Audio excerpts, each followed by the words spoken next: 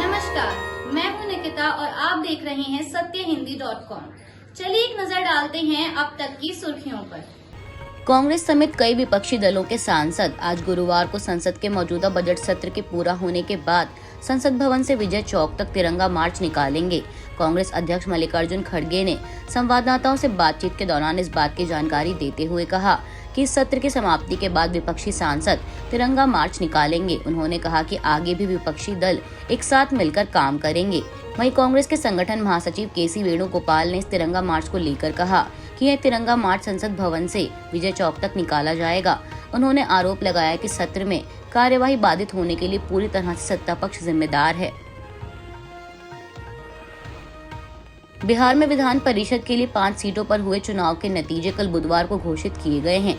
बता दें, चुनाव में बीजेपी को करारा झटका मिला है क्योंकि पार्टी 5 में से मात्र एक ही सीट पर जीत दर्ज कर पाई। वहीं महागठबंधन उम्मीदवार 3 सीटों पर जीत दर्ज करने में कामयाब रहे और बाकी बची एक सीट पर निर्दलीय आफाक अहमद जीते, जिन्हें प्रशांत किशोर के जनसुराज का समर्थन हासिल था। आपको बता दें कि बिहार विधान परिषद के शिक्षक और स्नातक निर्वाचन क्षेत्र की 5 सीटों पर 31 मार्च को वोट डाले गए थे। स्नातक चुनाव में सारण सीट पर जेडीयू के वीरेंद्र नारायण यादव ने बीजेपी के डॉक्टर महाचंद्र प्रसाद सिंह को हराया।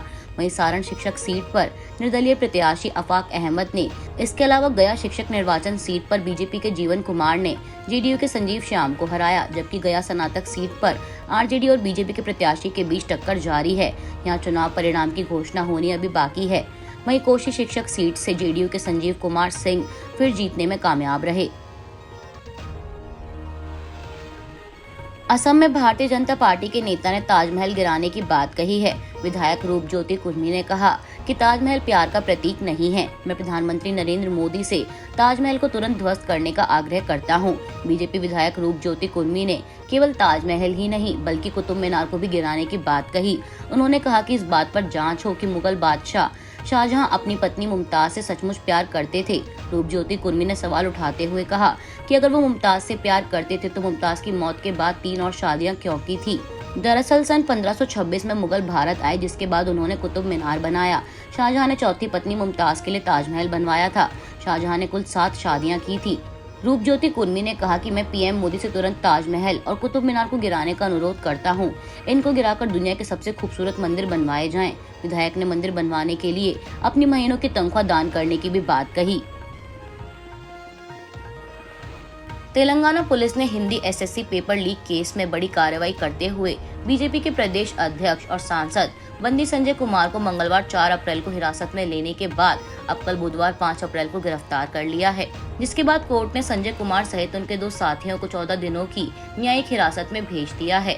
वारंगल पुलिस कमिश्नर एवी रंगनाथ ने कहा कि बंदी संजय कुमार सहित 5 लोगों को गिरफ्तार किया गया है। उन्होंने बताया कि बीजेपी के कई नेताओं को पहले पेपर मिल गया था, लेकिन बंदी को इसलिए अरेस्ट किया गया है क्योंकि उनकी आरोपियों से कॉल और चैट के जरिए बात हुई है। हालांकि उन्होंने अपना फोन देने से हमें मना कर दिया है। सब कानून की नजरों में बराबर हैं। आपको बता दें कि संजय कुमार पर आरोप है कि उन्होंने एसएससी पेपर के दौरान छात्रों और उनके माता पिता के बीच भय उत्पन्न करने की साजिश रचकर सरकार को बदनाम करने की कोशिश की थी, क्योंकि प्रश्न पत्र लीक होने का दोष तेलंगाना प्रशासन पर पड़ता। कांग्रेस के पूर्व नेता गुलाम नबी आजाद ने बुधवार को कहा कि राहुल गांधी प्राथमिक कारण थे जिनकी वजह से उन्होंने एवं कई अन्य नेताओं ने कांग्रेस को छोड़ा। उन्होंने दावा किया कि देश की सबसे पुरानी पार्टी में रहने के लिए रीढ़विहीन होने की जरूरत है। उन्होंने दावा किया कि अब न ही कांग्रेस संसदीय पार्टी प्रमुख सोनिया गांधी के हाथ में है और न ही कांग्रेस अध्यक्ष मल्लिकार्जुन खड़गे के हाथ में है कि वे चाहकर भी पार्टी में उनकी वापसी करा दें। आजाद ने जोर देकर कहा कि अगर राहुल गांधी भी उन्हें पार्टी में वापस आने को कहेंगे तो यह देर से उठाया गया अपर्याप्त कदम होगा। सुप्रीम कोर्ट ने बुधवार 5 अप्रैल को कांग्रेस के नेतृत्व में 14 विपक्षी दलों की ओर से दायर की गई उस याचिका पर विचार करने से इनकार कर दिया है, जिसमें विपक्षी नेताओं के खिलाफ केंद्रीय जांच एजेंसियों को मनमाने ढंग से इस्तेमाल करने का आरोप लगाया गया था। वहीं अब कोर्ट के इस फैसले के बाद बीजेपी ने विपक्षी दलों को निशाने पर लिया है। कोर्ट से याचिका खारिज होने के बाद बीजेपी के राष्ट्रीय अध्यक्ष जेपी नड्डा ने ट्वीट कर विपक्षी दलों को आड़े हाथ लेते हुए कहा कि विपक्ष को बार बार देश की स्वतंत्र एजेंसियों पर आरोप लगाने की आदत है। विपक्ष के लोगों के कारनामे पूरा देश देख रहा है। सारे ऐसे लोग जो भ्रष्टाचार के मामलों में लिप्त हैं, आज वो एक मंच पर आकर झूठे आरोपों की राजनीति कर रहे हैं और आज सुप्रीम कोर्ट की टिप्पणी उन सभी को आईना दिखाने वाली है।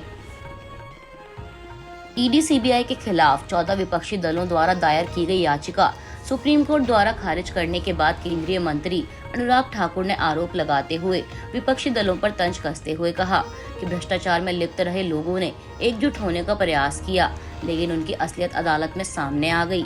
इनका पर्दाफाश हो गया। कांग्रेस भ्रष्टाचार के कृत्यों में और भ्रष्टाचार में लिप्त लोगों की अगुवाई कर रही है।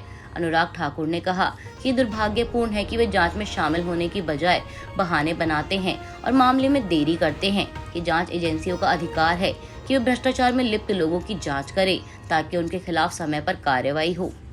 आज के लिए बस इतना ही। बाकी की खबरों के लिए बने रहिए सत्यहिंदी.com के साथ।